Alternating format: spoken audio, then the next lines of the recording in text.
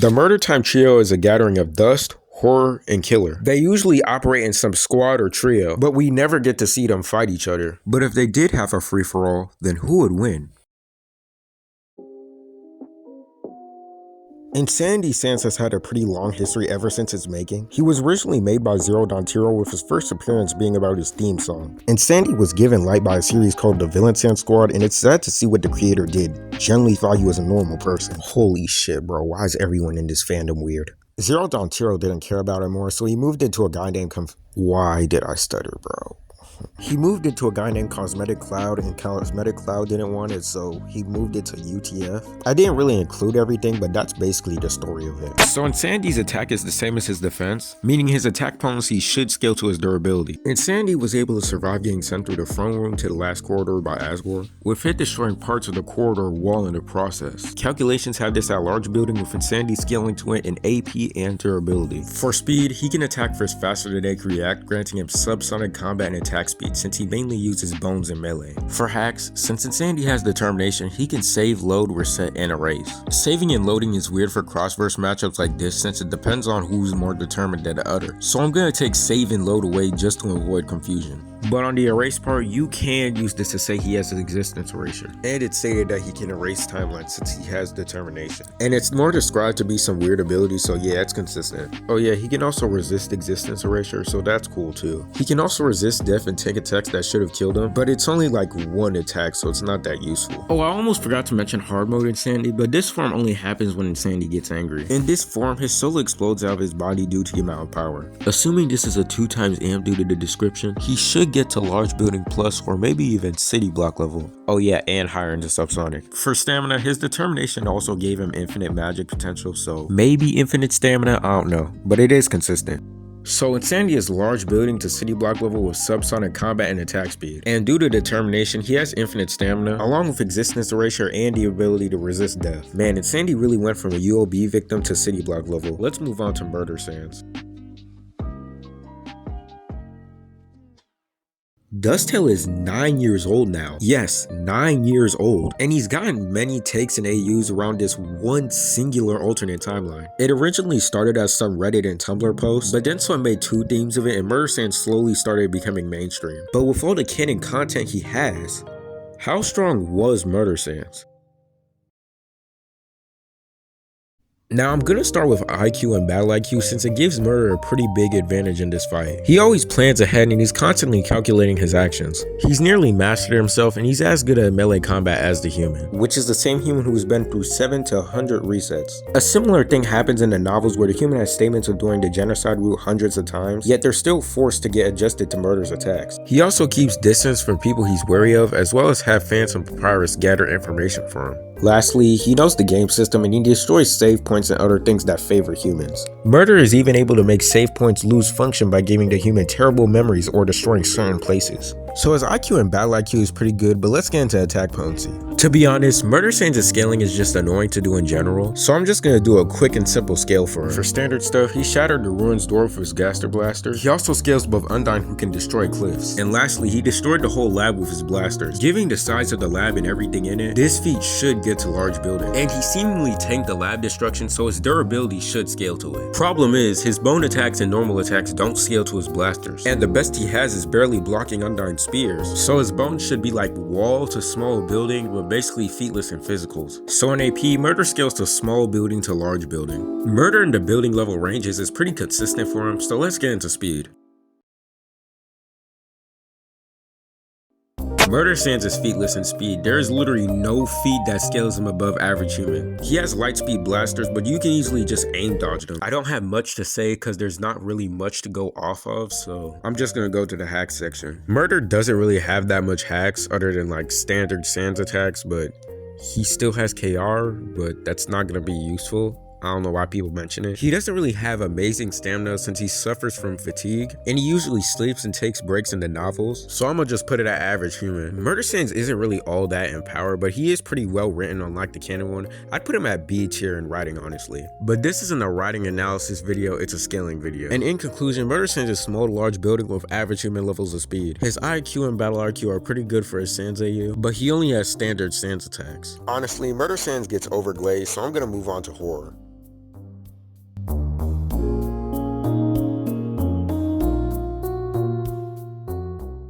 Horror Sans is a pretty well-written character, and I'd put him at B tier along with Murder Sans. And fortunately, he's gotten pretty popular in the fandom due to games and comics. Horror Sans is pretty underrated in his skilling though. Starting with his AP, his full-on bone zone was able to destroy the core, with his singular bones being able to pierce it. His eye was even able to power the whole core, making his building to large building scaling even more consistent. So Horror's singular bones should be building, while his eye and overall bone zone amp him to large building. There's a calc that gets Horror to multi-city block, but it would be pretty tedious trying to fit everything on the screen, so I'll just link it in the description if you want to see it. Unlike Murder, Horror actually has speed feats. He's able to blitz Eliza on multiple occasions. Even in the comics, he blitzes her and makes her fall into blue snow. And he does it again despite being a few feet away. And all of this makes subsonic Horror surprisingly consistent. Now in earlier videos, I said Horror was featless in durability, but that's not the case at all. He survives an attack from Papyrus who's comparable to Undyne, the same Undyne who can break Sans' building level bone attacks, and the same Undyne who tanked an attack from him. All of this goes back to Sans making his durability building level. Undyne also trusts her guards to kill anyone who rebels, so her guards should be in that building level scaling as well. And funnily enough, Horror survives attacks for them. So yeah, building level. For stamina, he was able to fight Undyne even after being sleep deprived and injured by the guards. He collapsed due to this and got his eye and a quarter of his head removed, but came back and killed 2 other guards and destroyed the core. He then somehow found the time to lobotomize Alphys and teleport back to Snowden to deliver a speech. This was all when he was sleep deprived, by the way, so I think his stamina speaks for itself. Other than the standard Sans moveset, Horror has pretty decent hacks. He's able to reflect attacks and explode heads. The exploding heads part is debatable since he never uses this again, and he wasn't even aware of what was happening. But the attack reflection part is justifiable, cause not much people shoot ranged attacks at Horror Sans, so it makes sense on why he doesn't use it much. For IQ, he's able to come up with solutions to restoring the core, even possessing insider information about it and making multiple calculations to restore it. So overall, Horror is building to large building with subsonic speeds. He can reflect attacks, and his IQ should be above average human to maybe gifted. So for some Sans AU, Horror Sans is pretty strong, but let's move on to Killer Sans.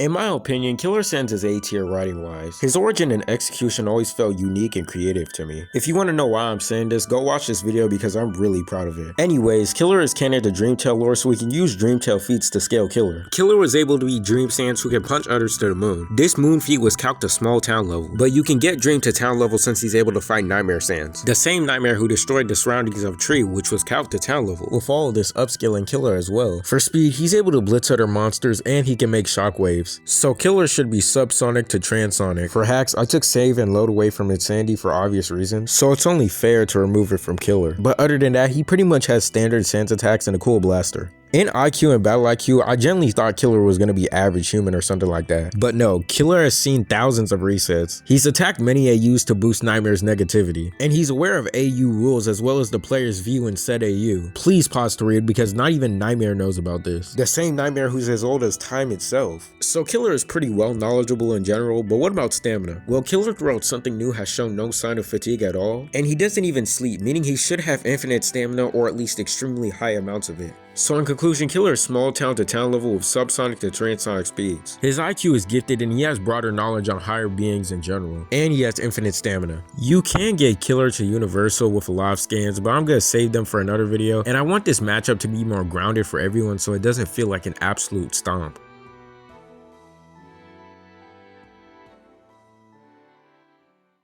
So between these four, who would win in a free-for-all? Well, honestly, it would be hard to say because there's multiple outcomes to this, so I'm gonna try to accurately show how the fight would go.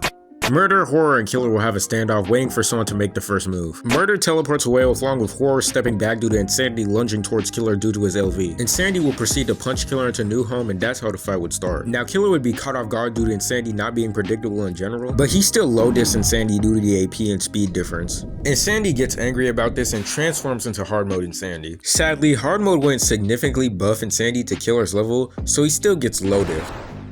Murder would teleport back to the last corridor after that interruption and attack Horror. Now Murder would definitely outsmart Horror due to having better battle IQ, but he'd still have trouble hitting him in general. And he has a major disadvantage in hack since Horror can reflect his attacks. Murder has significantly lower stamina than Horror, so Horror can just outlast Murder too. Horror also has a huge range advantage, so he get overwhelm Murder with his bone attacks. Even if Murder gets blessed by some miracle, he'd still have to destroy his eye, since his eye is what's keeping him alive. And Horror just has all around better AP than Murder since Murder can only get to large building killing with his blasters. Overall, Horror wins with low to mid difficulty, but how would he face Killer Sans? Well, Horror wouldn't let him get close since he knows he would instantly die if that happens. And since Killer doesn't really have any travel speed feats, he wouldn't have a way of speeding towards Horror. So how would Killer win? Simple. Remember when Killer made that shockwave? Well, Killer can just make another shockwave towards Horror, blitzing him entirely. Killer has more win content than this since he can just shoot any bone at him and Horror wouldn't be able to react to it. Killer Sans wins with low to mid difficulty.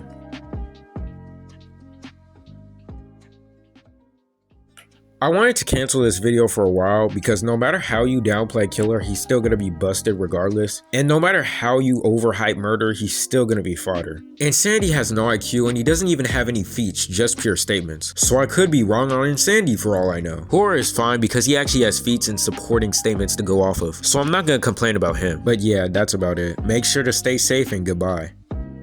Heavy on stay safe because how are y'all niggas dying of common colds like?